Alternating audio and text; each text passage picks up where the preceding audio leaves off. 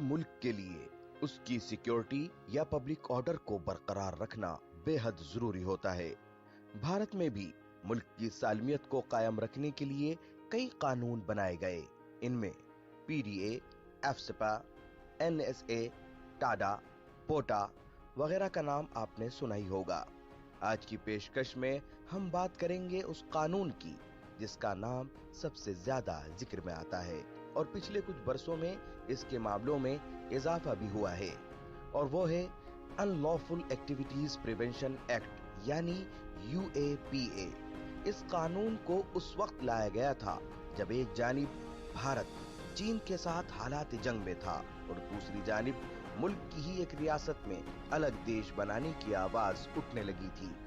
सन 2019 में मौजूदा चैलेंजेस को देखते हुए इस कानून को और भी ज्यादा सख्त और मजबूत बना दिया गया। यूएपीए के तहत बुनियादी हुकूक पर जवाज के बिना पर कदगन या रोक लगाई जा सकती है। इस कानून का मकसद दहशतगर्दाना सरगर्मियों को रोकना है। इसके तहत उन अफराद को गिरफ्तार किया जाता है जो दहशतगर्दाना सरगर्मियों में मुलविस होते हैं या जिन पर ऐसी सरगर्मियों को बढ़ावा देने का इल्जाम होता है। इस कानून में दफा 18, 19, 20, 38 और 39 के तहत मामला दर्ज होता है।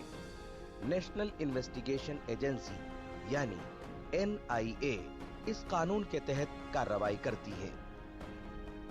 सन 2019 में किए गए अमेंडमेंट में इस बात का भी ख्याल रखा गया है कि इस कानून का गलत इस्तेमाल ना हो। आज की पेशकश में यूएपीए पर माहिरीन के जरिए रोशनी डाली जाएगी। नाज़रीन आदाब, अपना मुल्क अपना आईन, शक्ति संविधान की। दुनिया के सबसे बड़े लोकतंत्र भारत में तमाम रहने वालों को यकसा हुकूक हासिल हैं। यहाँ इंसाफ के सामने सबको बराबर माना गया है, लेकिन अक्सर मालूमात कमी की वजह से लोगों को इंसाफ हासिल करने में कुछ मुश्किल हो जाती है या देर लग जाती है। हुकूमत की कोशिश है कि मुल्क के तमाम अफराद तक इंसाफ की फराहमी को यकीनी और आसान बनाया जाए। हमारे इस प्रोग्राम के जरिए भी यही कोशिश होती है कि हम मुल्क के आइन और अहम कवानीन को आप तक बआसानी पहुंचा सकें। आज की इस पेशकश में हम बात करेंगे उस कानून की जिसका नाम आपने बहुत सुना है, अनलॉफुल एक्टिविटीज प्रिवेंशन एक्ट यानी यूएपीए। आखिर क्या है यह कानून, मुल्क में इसकी जरूरत कब और क्यों पड़ी, इन तमाम मौज़ूआत पर आज की इस पेशकश में हम बात करेंगे। हमारे साथ स्टूडियो में मौजूद हैं दो खास मेहमान। हमारे साथ हैं फॉर्मर एसीपी दिल्ली पुलिस वेद भूषण साहब और हमारे दूसरे खास मेहमान हैं जाने माने वकील हिमाल अख्तर साहब। आप दोनों के अलावा स्टूडेंट्स हमारे साथ मौजूद हैं जिनके सवालों को आज की इस पेशकश में हम शामिल करेंगे। सबसे पहले मैं आप सभी का आज की इस पेशकश में बहुत बहुत इस्तकबाल करता हूँ। शुक्रिया। वेद भूषण साहब, आपका तजुर्बा रहा दिल्ली पुलिस में, और जब हम बात करते हैं किसी भी कानून की तो मुल्क में उसकी ज़रूरत कब और क्यों पेश आती है, एक सवाल अहम हो जाता है। क्या हमारे मुल्क में और कवानीन जो थे वो कम थे जो हमें यूएपीए की ज़रूरत पड़ी? आखिर क्या है ये कानून? देखिए, आवश्यकता आविष्कार की जननी होती है। हिंदुस्तान को बड़ी बड़ी वार झेलनी पड़ी। चाइना वार हुई 62 के अंदर। अब आप सोचिए, चाइना जैसा ताकतवर मुल्क जो आज भी बहुत ताकतवर है दुनिया के अंदर, वो हमारे को घेर रहा है, अटैक कर रहा है। दूसरी तरफ मद्रास, जिसको अब तमिलनाडु का नाम दिया गया, वहाँ के सीएम और मेंबर ऑफ पार्लियामेंट वो अलग कंट्री की डिमांड कर रहे हैं। एक तरफ आग जल रही है, हिंदुस्तान जल रहा है, दूसरी तरफ अपनी अलग कहानी लेकर बैठे हैं। तो हुक्मरानों ने, पॉलिटिकल पार्टी ने डिसाइड किया कि ऐसे हालात यदि हिंदुस्तान के अंदर आगे भी पैदा होंगे तो कैसे उसका निपटारा करा जाए। उसी क्रम के अंदर 1967 के अंदर यूएपीए कानून लाया गया और इसमें 9 अमेंडमेंट्स अब तक हो चुके हैं, क्योंकि वक्त के हिसाब से कानून बदला गया। जैसा अभी आपने कहा कि उस बहुत सारे कानून आए, पोटा आया, मीसा आया, आर्म्ड फोर्सेस कानून आए, तो क्या जरूरत थी कि इतने सारे अमेंडमेंट किए? क्योंकि वक्त के हिसाब से जरूरतें बदलती रहीं, हालात बदलते रहे। देश की जरूरत थी कि ऐसा स्ट्रॉन्ग कानून लाया जाए जिसको अदालतें भी माने, सिस्टम भी माने, और जो हमारी देश की संप्रभुता, इंटीग्रिटी से संबंधित इश्यूज हैं उनको प्रॉपरली एड्रेस किया जा सके। जो हमारी नेशनल इन्वेस्टिंग एजेंसीज हैं या पुलिस की एजेंसीज हैं, उनको ऐसे कानून दिए जाएं, ऐसी ताकत दी जाए जो देश को विघटन की तरफ जाने से रोकें। इसी क्रम के अंदर इसमें 9 अमेंडमेंट हुए और 2019 के अंदर जो लास्ट अमेंडमेंट हुआ है उसको हालांकि बहुत से लोग ड्रैकोनियन मानते हैं, बड़ा खतरनाक मानते हैं, परंतु हालात जिस हिसाब से देश चल रहा था उस टाइम पर या आज जिस हालात में हम गुजर रहे हैं उसमें जरूरत है, क्योंकि ये कानून केवल हिंदुस्तान में ही ताकत नहीं देता, ये विदेशों में जो हमारे विघटनकारी लोग बैठे हैं, अभी कल परसों ही कनाडा से समाचार आ रहा था कि वहां पर एक खालिस्तान का बहुत बड़ा एक प्रोपेगेंडा, एक जलूस निकाला गया, तो वहां पर भी हमारा ये कानून लागू होता है। यदि उन देशों के साथ हमारी एक्सट्रेडिशन ट्रीटी है तो हम उन मुलजिमों को अपने देश में लाकर उनका ट्रायल कर सकते हैं। तो ये कानून अपने आप में परफेक्ट है। हालांकि इसको टाइम एंड अगेन इसके बारे में अदालतों का अलग अलग व्यू रहा है, हाई कोर्ट का अलग व्यू है, किसी मामले में सुप्रीम कोर्ट का अलग व्यू है, परंतु फिर भी ये कानून अब तक बिल्कुल पर्याप्त लग रहा है, क्योंकि इसमें बहुत सारे अधिकार जो पहले नहीं थे, जैसे मसलन प्रॉपर्टी अटैच करने का अधिकार है। एक आदमी वेस्ट बंगाल में है, जम्मू कश्मीर के अंदर है, झारखंड के अंदर है, पंजाब के अंदर है, तो उसकी जो प्रॉपर्टीज हैं पहले अटैच करने के लिए वहां के डीजी से, वेस्ट बंगाल के डीजी या पंजाब के डीजी से परमिशन लेनी पड़ती थी, परंतु अब केवल एनआईए को पावर है, उसकी तमाम प्रॉपर्टीज, उसके तमाम जो सोर्सेज हैं उसको कट ऑफ कर सकती है एनआईए, उसको अरेस्ट कर सकती है। और चूंकि इसमें पावर्स बहुत ज्यादा हैं, एक नॉर्मल कोर्ट्स के अंदर पावर 30 डेज, 60 डेज, 90 डेज है, इसके अंदर 180 दिन तक आदमी को जेल में रखा जा सकता है, 6 महीने आप उसको बगैर चार्जशीट के आप जेल में रख सकते हैं। क्योंकि इसमें जो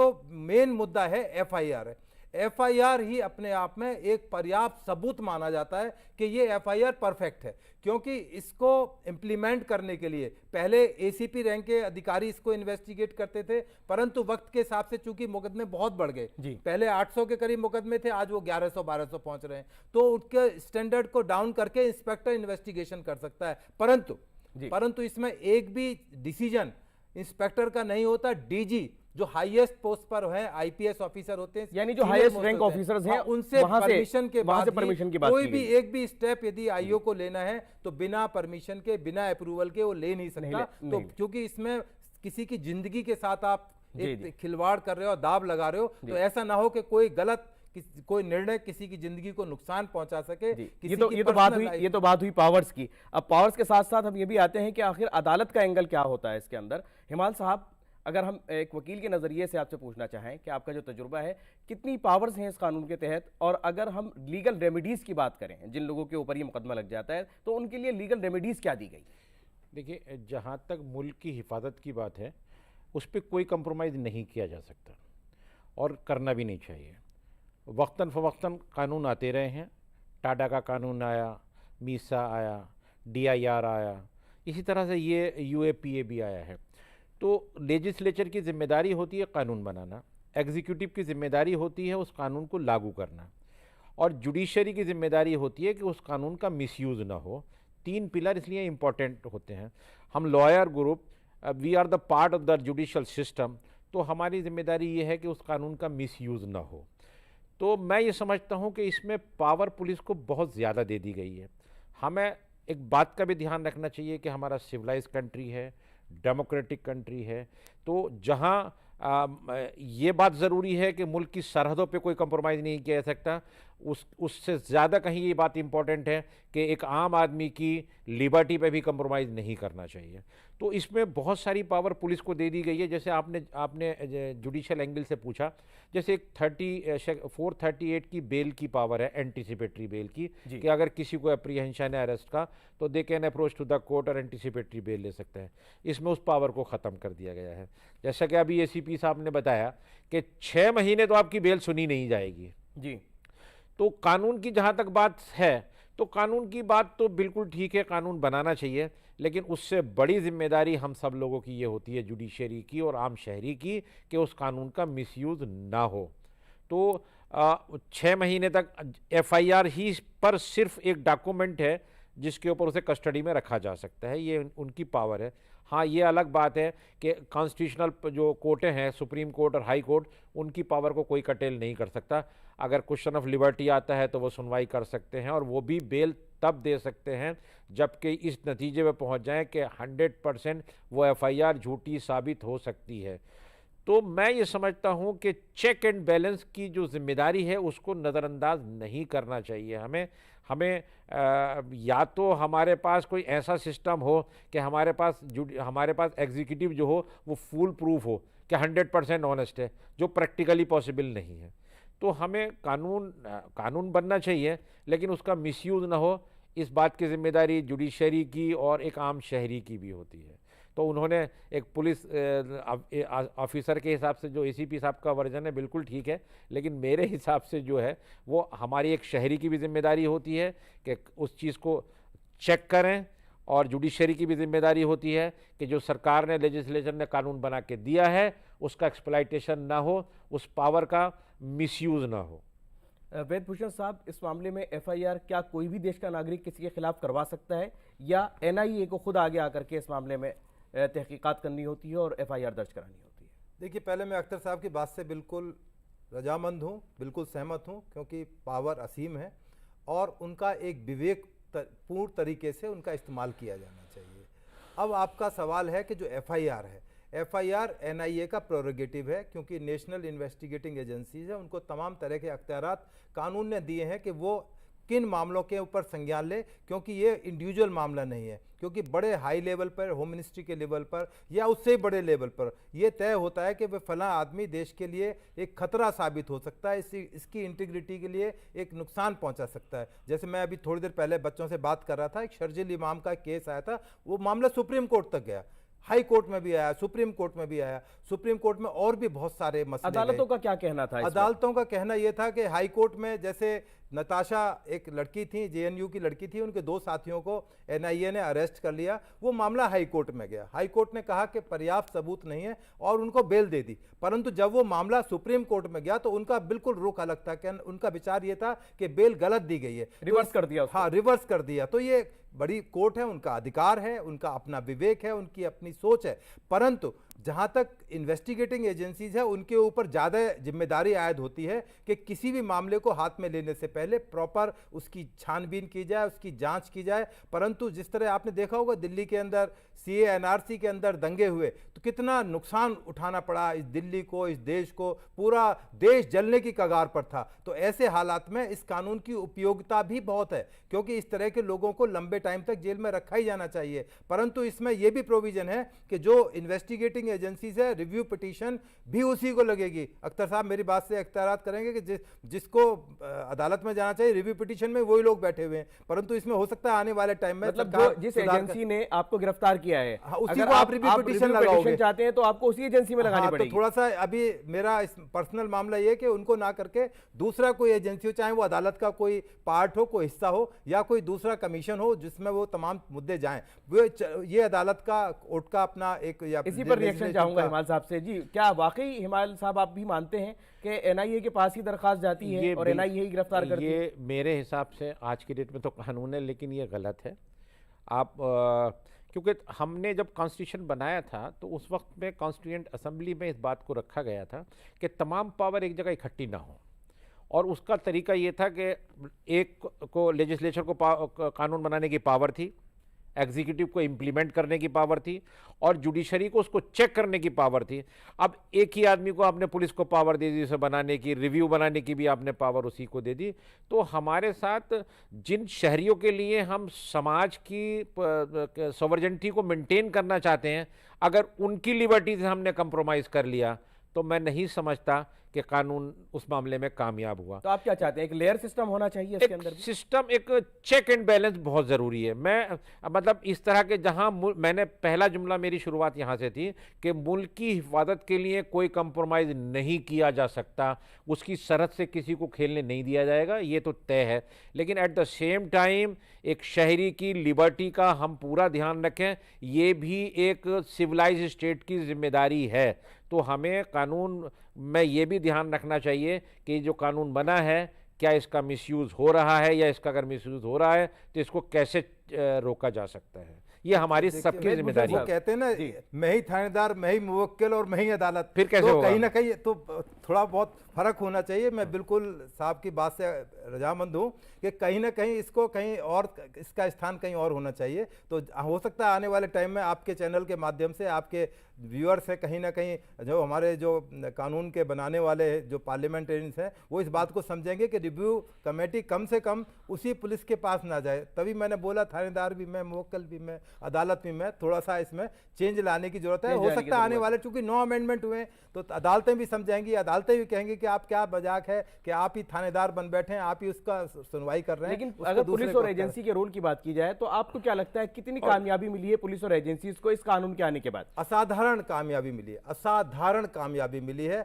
क्योंकि जो अरेस्ट हुई हैं, जो अदालत में एक सुप्रीम कोर्ट में एक मामला गया, उसमें एक जस्टिस खन्ना थे, वो केवल 5 जज की एक जस्टिस की बेंच थी, उनमें केवल एक खन्ना साहब की राय दूसरी थी, बाकी चार लोगों ने उस पर मोहर लगाई कि ये जो एक्ट है बिल्कुल जो हमारा कॉन्स्टिट्यूशन है, जो इसमें फ्रीडम ऑफ स्पीच और तमाम तरह की जो हमारी आज़ादियां दी गई हैं उसके अनुरूप है, उसके विरोध में हमारे राइट्स का इसमें कहीं वायलेशन नहीं हो रहा है। नहीं, नॉर्मल कोर्ट्स में कहीं वायलेशन नहीं, क्योंकि हर एक जो केस है, क्योंकि इतना सेंसिटिव और डेलिकेट मैटर है कि तमाम जो अदालतें हैं, तमाम जो आप जैसे मीडिया हैं, तमाम निगाह रखते हैं कि किस केस में क्या चल रहा है। साहब को पता है कि हाई कोर्ट और सुप्रीम कोर्ट में जब इस तरह के केस लगते हैं, तमाम हिंदुस्तान की निगाहें होती हैं कि उस केस में आगे क्या हुआ, जुडिशरी का उसमें क्या एंगल था, एनआईए का क्या जवाब था। तो ये जो चीज़ें, यही बैलेंस करने वाली चीज़ें हैं। फिर भी उम्मीद रखी जानी चाहिए कि इसको और ज़्यादा बैलेंस तरीके से आगे बढ़ाया जाए। बिल्कुल मैं इस बात से इत्तेफाक रखता हूं कि देश की इंटीग्रिटी के साथ, देश की सोवरेनिटी के साथ कोई कंप्रोमाइज नहीं किया सकता, परंतु एक आदमी की पर्सनल लिबर्टी भी उतनी ही इंपॉर्टेंट है जितनी की सरकारों की और एनआईए की जिम्मेदारी, अदालतों की जिम्मेदारी। हिमाल साहब, बुनियाद क्या है इसमें किसी को भी अरेस्ट करने की जो बुनियाद है वो क्या है और कौन तय करेगा कि ये फला शख्स ने? अल्टीमेट ये पावर पुलिस को दे दी गई है और पुलिस ही तय करती है कि ये कौन टेररिस्ट है, कौन देश की सरहदों को ख़तरा पहुंचा सकता है, कौन प्रॉपर्टी को ख़तरा पहुंचा सकता है, कौन डिग्निटी को, यूनिटी को ख़तरा पहुंचा सकता है। अब सब कुछ रखिए, लेकिन जो पहले हमारा बेल का राइट था अब उसको कर्टेल ना करें। अलाउ द कोर्ट, आप कोर्ट को सुनने दें, उसे वहाँ तक पहुँचने का मौका दें, अपनी बात कहने का मौका दें। आप कन्विक्शन रेट देखिए, 2% कन्विक्शन रेट है। तो अब अगर सपोज हमारी फ़िलॉसफी ये रही है कि अगर 10 लोगों में से अगर 9 लोग कसूरवार हैं और एक बेगुनाह है तो उसे केस को छोड़ देना चाहिए, जो हमारे यहाँ की फ़िलॉसफी रही है। और सिविलाइज स्टेट की बात यही होती है। और आप इस पे देखिए, क्या हम इस पे पूरे उतरते हैं? एक हमारे यहाँ की फ़िलॉसफी ये रही है कि हम जब तक के कन्विक्शन ना हो जाए तब तक हम उसको इनोसेंट मानते हैं। ये एक्ट ऐसा नहीं है। तो क्या ये हमारी फ़िलॉसफी को टैली करता है? क्या हमारी फ़िलॉसफी को के स्वरूप को फॉलो करता है? आप उसके हिसाब से डिसाइड कीजिए। मेरा मानना ये है, सारे कानून बनाइए और सख्त से सख्त कानून हो। टाटा का भी था, सब कुछ था, लेकिन आप उस आदमी की लिबर्टी का भी ख्याल रखेंगे, उसके जो राइट हैं उसके राइट को छोड़ दीजिए और कोर्ट का अलाउ कीजिए कि कोर्ट उस चीज़ों को चेक कर सके, वेरीफाई कर सके कि क्या सही है क्या गलत है। तो अगर जहां आप चेक एंड बैलेंस की बात करते हैं, वो अदालत का जो रोल जिस तरीके से रहा, अदालत के रोल को हमें कर्टेल नहीं, हमें अदालत के रोल को कर्टेल नहीं करना चाहिए। अदालत के रोल को कर्टेल नहीं करना चाहिए। अब सवाल जवाब के दौर की तरफ बढ़ेंगे, जहां स्टूडेंट्स के सवाल होंगे और हमारे एक्सपर्ट्स के जवाब होंगे। आप में से कौन क्या सवाल पूछना चाहते हैं और किससे पूछना चाहते हैं? सर, मेरा नाम पारुल है और मेरा क्वेश्चन ये है कि जो ये अनलॉफुल एक्ट है उसमें की प्रोविजंस क्या क्या हैं? आपका सवाल सही है। की प्रोविज़न बेसिकली ये है, एक तो सबसे बड़ी बात ये है कि 6 महीने उसको बिना किसी सवाल जवाब के रखा जा सकता है। मेन इंपॉर्टेंट बात कस्टडी में रखा जा सकता है। दूसरी बात, मेन अगला प्रोविज़न ये है कि जो दूसरे कानून में अगर मर्डर का केस भी है तो उसमें एक सेक्शन CRPC में 438 होता है, एंटीसिपेटरी बेल का प्रोविज़न है, उसमें अवेलेबल है, इसमें अवेलेबल नहीं है। तो अगर इसमें मेन चीज़, सबसे बड़ी चीज़ ये है कि किसी भी इंसान की एक्टिविटी से अगर मुल्क की सरहदों को, मुल्क की प्रॉपर्टी को, यूनिटी को, डिग्निटी को ख़तरा है तो उसको इस एक्ट में लिया जा सकता है। मेन चीज़ ये है। नमस्कार, मेरा नाम शिवम है। मेरा सवाल ये है कि जो ये हमारा लॉ है, ये नेशनल सिक्योरिटी और सिविल लिबर्टी के बीच में कैसे बैलेंस करता है? वेदभूषण साहब, देखिए, ये एक इन्वेस्टिगेटिंग एजेंसीज की जिम्मेदारी है कि हर चीज़ को बड़ी बारीकी से देखें कि किसी के पर्सनल लिबर्टी इसमें हैम्पर तो नहीं हो रही। हाँ, देश की यदि संप्रभुता इंटीग्रिटी से कहीं बिल्कुल हिट होता है तो 100% उसको हिट करना चाहिए, क्योंकि मैंने अभी आपको नाम दिया कि जैसे CA NRC था, पूरा हिंदुस्तान जलने की कगार पर आ गया था। ऐसी स्थिति में इस तरह के कानून बिल्कुल उपयुक्त हैं। जैसे मैंने आपको अभी पंजाब का नाम दिया, कश्मीर में बहुत सारे इश्यूज हुए, आसाम किसी टाइम पर जल रहा था, झारखंड के अंदर बहुत सारे नेक्सलाइट्स हैं। तो ऐसे लोगों के लिए केवल ऐसे ही कानून उपयुक्त हैं, क्योंकि वो उनके ऊपर आम कानून काम नहीं कर पाते हैं, फेल हो जाते हैं, बेल लेकर फिर दोबारा उसी स्ट्रीमलाइन के अंदर वो चल पड़ते हैं। इसलिए ऐसे कानून से भी जो उनकी उपयुक्तता है इनकार नहीं किया जा सकता। हाँ, बशर्ते उनकी जो पर्सनल जो किसी की लिबर्टी है वो कर्टेल ना हो, उसको ध्यान में रखते हुए कानून अपनी जगह से फुल प्रूफ है। और फिर ऊपर चिंता की कोई बात नहीं है, क्योंकि अदालतें हैं, अदालतें हर चीज़ को कानून से एविडेंस के आधार पर देखती हैं। आदमी की पर्सनल लिबर्टी कहीं कर्टेल तो नहीं हो रही। मैंने देखा अभी आपको एक ग्राहम स्टेंस का नाम आया था, जिनकी उसी दौरान में डेथ भी हो गई। तो वो तमाम चीज़ें कोर्ट कंसीडर करती हैं कि किसी की डेथ ना हो जाए, उससे ज़्यादा इंपॉर्टेंट है आदमी का जीवन रहना। तो ये तमाम जो विषय हैं टाइम एंड अगेन अदालतें एड्रेस करती हैं और बहुत अच्छे जजमेंट्स हैं। हमें अपनी अदालतों पर, अपने सिस्टम पर पूरा विश्वास है। हम जैसे आदमी, आप जैसे बच्चे इस देश को ज़रूर आगे लेके जाएंगे और जितनी भी परेशानियां इस तरह की चीज़ों में आती हैं वो कहीं ना कहीं एड्रेस की जाएंगी। अख्तर साहब जैसे समझदार एडवोकेट्स हैं, वो तमाम चीज़ों को अदालतों को बताएंगे। अदालतें बहुत बड़े जजमेंट देती हैं। देश है, देश आगे बढ़ रहा है और बढ़ता रहेगा, और जहां जहां जरूरत होगी हमारे तमाम कानून में इस्लाहात की, बेहतरी की, अमेंडमेंट्स की होते रहे हैं, होते रहेंगे। अगले सवाल की तरफ बढ़ें। नमस्कार सर, मेरा नाम सौरभ है। मैं ये पूछना चाहता हूँ कि NIA का इसमें क्या रोल है? वेदभूषण साहब। देखिए, NIA एक नेशनल इन्वेस्टिगेटिंग एजेंसीज है, CBI का पर्पस दूसरा है, लोकल पुलिस का दूसरा है। ये एक सेंट्रल एजेंसी है, सेंट्रल गवर्नमेंट का एक टूल है, एक हथियार है जिसके सहारे ये काम करती है। जैसे मैंने अभी आपको वेस्ट बंगाल का एग्जाम्पल दिया कि यदि NIA को कोई केस रजिस्टर करना है दिल्ली के अंदर, वो वेस्ट बंगाल में रेड कर सकती है, सर्च कर सकती है। वहाँ के CM से, वहाँ की अदालत से कोई सर्च वारंट, कोई किसी तरह की परमिशन की वहाँ के DG से कोई जरूरत नहीं है। उनको डायरेक्ट अटैक करने का एक तरह से अधिकार है, तमाम प्रॉपर्टीज सीज करने का अधिकार है, उस आदमी को अरेस्ट करके NIA की कोर्ट में पेश करने का अधिकार है। ये जो स्पेशलाइज्ड एक एजेंसी NIA है और ये बड़ी कामयाबी की तरफ जा रही है, क्योंकि जिस तरह से वरी होना एक अलग इशू है, परंतु जहाँ तक प्रिवेंशन का सवाल है, प्रिवेंशन बखूबी रहा है और उम्मीद है कि आने वाले टाइम में NIA और बेहतरीन तरीके से काम करेगी। और जो कमी है उसमें नज़र आती हैं, शॉर्ट कमिंग्स जब भी सिस्टम को नज़र आती हैं, तो मुझे उम्मीद है कि वहाँ के अफसरान, वहाँ के सिस्टम, वहाँ के अधिकारी जरूर उन पर ध्यान देते होंगे। व्हाट वेंट रॉन्ग, कुछ चीज़ें छूट जाती हैं, उनको improve, scope of improvement is everywhere. देखा जाए तो इस मामले में अगर UAPA की हम बात करें तो NIA ही है जो सबसे बड़ा रोल प्ले करती है। हमारी नेशनल इन्वेस्टिगेशन एजेंसी का ही सबसे बड़ा इसके अंदर रोल है। हिमाल अख्तर साहब से एक रिएक्शन चाहूंगा NIA की, जो इन्होंने बच्चे ने सवाल पूछा कि NIA के रोल की जब हम बात करते हैं। देखिए, क्योंकि ये एक जो बताया कि स्पेशल प्रॉब्लम थी जो कंट्री के अगेंस्ट में थी, तो अनलॉफुल एक्टिविटीज़ के बारे में तो इन्होंने क्या किया है, एक एजेंसी को स्पेशल बना दिया है। जैसे अब आजकल मेडिकल फील्ड में आप देखते हैं कि ये डेंटिस्ट है, समझिए कार्डियोलॉजिस्ट है, तो बेसिकली ये एक स्पेशल एजेंसी है, उसको स्पेशल पावर दी गई हैं ताकि उसे अपनी इन्वेस्टिगेशन करने में कहीं कोई प्रॉब्लम ना आए। जैसे ACP साहब ने अभी आपको एग्जांपल दी कि वहाँ जाएंगे, पूरे नेशनल उनको पावर दी गई हैं। तो एक स्पेशल एजेंसी है, ये एक अच्छा कदम है कि अगर किसी चीज़ काम को के लिए स्पेशल एजेंसी, स्पेशल टास्क के लिए स्पेशल एजेंसी है, ये अच्छा कदम है। और ताकि इससे उन्हें एक्सपीरियंस भी होते हैं और उन्हें उनके पास पावर भी होती है, तो अच्छे से कंट्रोल किया जा सकता है। लेकिन अल्टीमेट शर्त वही है कि उस पावर का मिसयूज ना हो। I am worried about that कि पावर का मिसयूज ना हो। जी। अगले एक छोटा सवाल मैं जरूर लूंगा वेदभूषण साहब से कि जब आपने कहा कि ये कानून सिर्फ मुल्क ही नहीं, मुल्क से बाहर भी काम करता है और करेगा, तो क्या वाकई हम मुल्क से बाहर दूसरे ममालिक में जहां कहीं भी हमारे मुल्क के खिलाफ आवाज़ उठी है, इस कानून के तहत हम वहां कुछ कर सके हैं, कुछ कामयाबी हमें मिली है? देखिए, अभी ताज़ा मामला आया था लंदन से, जहां पर हमारे तिरंगे की बेइज्जती की गई। वहां एक पर्टिकुलर झंडा वहां पर लहराने की कोशिश की गई, उसमें 22 क्रिमिनल्स को आइडेंटिफाई किया, वहाँ की सरकार ने, हमारी जो एम्बेसी उन्होंने आइडेंटिफाई किया, उनके खिलाफ दिल्ली पुलिस ने मुकदमा दर्ज किया और एनआईए उस तमाम चीज़ को मॉनिटर कर रही है। जैसे ही वो इंडिया में आएंगे, अपनी धरती पर, अपनी ज़मीन पर जहाँ पैदा हुए आएंगे, वो अरेस्ट हो जाएंगे। इसी तरह जैसे मैंने अभी आपको खालिस्तान का एग्जाम्पल दिया, जो कल परसों बड़ा डिबेट एक सोशल मीडिया में तमाम में छिड़ी हुई है, जिस तरह से एक मिसेज इंदिरा गांधी थी, उनको शूट आउट करते स्टेन गन से वहाँ दिखाया जा रहा है, तो हमारे को बड़ा शर्म आती है, दुख होता है कि हमारे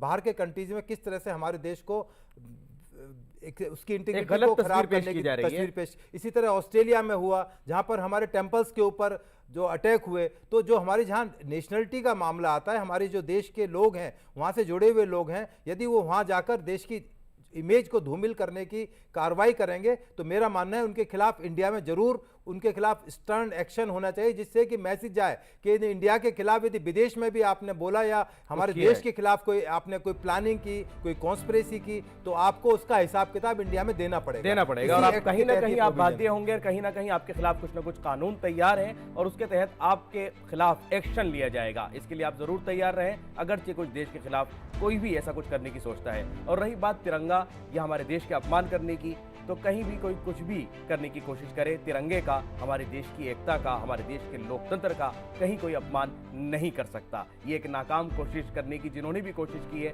हमेशा उन्होंने मुंह की खाई है और देश ऐसी तमाम हरकतों के मुकाबले के लिए पूरी तरह से तैयार रहा है और रहेगा। आज की इस पेशकश में हमने कोशिश की कि यूएपीए से मुताल्लिक जितनी अहम मालूमात हो सकती है वो आप तक पहुँचाएँ। आपने भी आज की इस गुफ्तगू से ज़रूर फ़ायदा हासिल किया होगा। मैं अपने दोनों मेहमानों का और तमाम स्टूडेंट्स का बहुत बहुत शुक्रगुजार हूँ, आपने आज की इस पेशकश में हिस्सा लिया और हम फिर हाजिर होंगे किसी नए और अलग मौजू के साथ। आज की इस पेशकश में फिलहाल इतना ही, हमें इजाजत दीजिए। आदाब।